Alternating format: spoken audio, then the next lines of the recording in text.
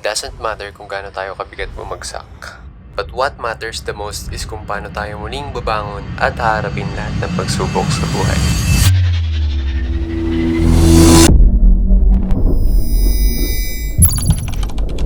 Are you ready?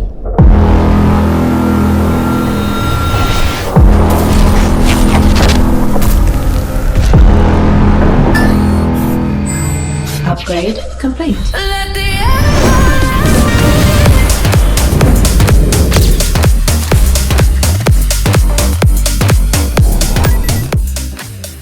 Hello! What's up guys? And welcome to my first ever tutorial 2019. Today we are talking about the second part of my previous tutorial, which is all about transitions.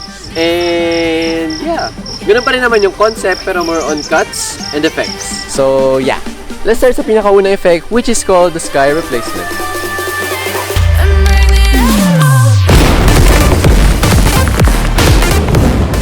So yung goal ng effect na to is sobrang obvious, which is to change the sky. And in order to do that, meron akong sinusunod na rule para magawa yung effect ng maayos. So the rule that I'm talking about is to get away from things na mahirap tanggalin or i-mask during editing, especially trees and grasses.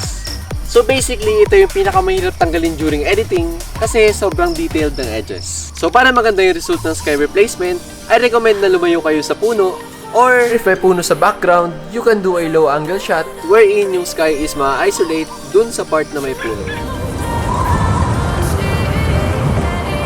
So the second transition is yung cut on action.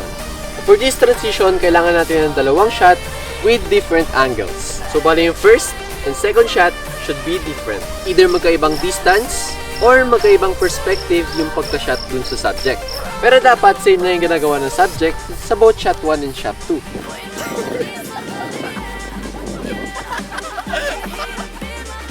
Then sa editing, ikakat natin yung shot 1 sa part na ilalagay natin yung shot 2.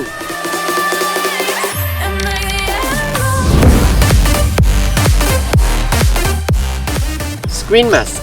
Screen mask is yung effect or transition wherein we are gonna use something na pwedeng pasukan or labasan ng una or nakasunod na shot. I don't know if familiar kayo sa video ni Sam Holder wherein ginamit niya yung technique na to using a Polaroid. Ako naman, ginamit ko siya twice on my third vlog wherein napagtripan ko yung signage dun sa gilid ng kalsada.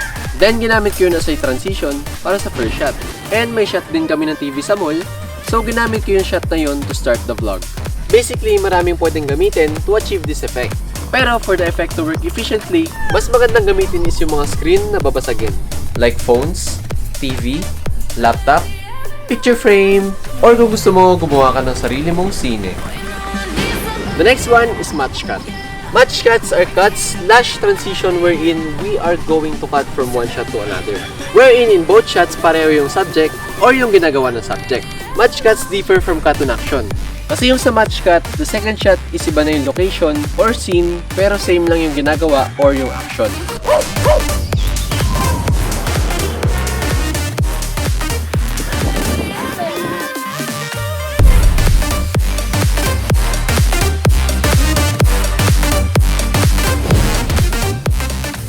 So lahat na nakita nyo is yung behind the scenes on how I shoot those transitions. And for the editing side, I promise to do more tutorials in the future. And to those people who are wondering, why the hell sobrang tagal mo mag-upload, Miko? So the reason for that is we did a lot of work this past month. And one of the most favorite thing that we did is that inakyat namin yung pinakamataas na bundok dito sa Palawan.